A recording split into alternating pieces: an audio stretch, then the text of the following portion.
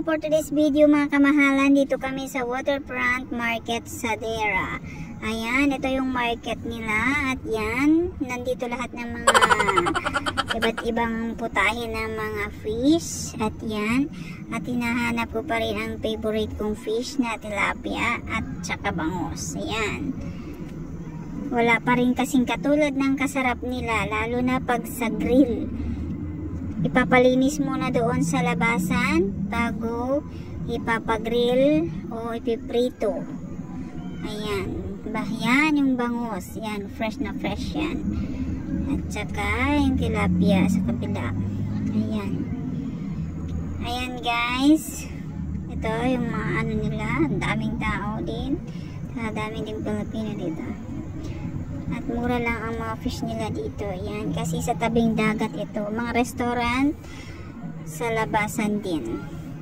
At pagkatapos magluto, maghintay ka ng 25 to 45 minutes bago mo i-check out doon sa labas. Ayan yung tilapia. Kulang lang 2 o 3 pirasong malalaki. Masarap na yan sa grill. At yan guys, ito na. At kung pwede pang nasok pa dito, ang sarap. Yan.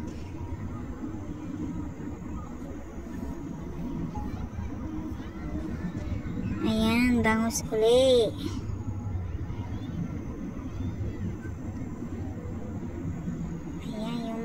Yung malalaki, malaki lang yan, yan.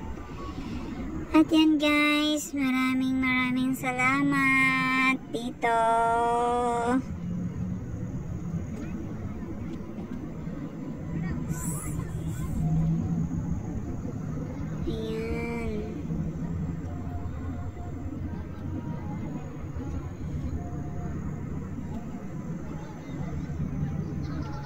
Ayan, yung malaki na lang. Thanks.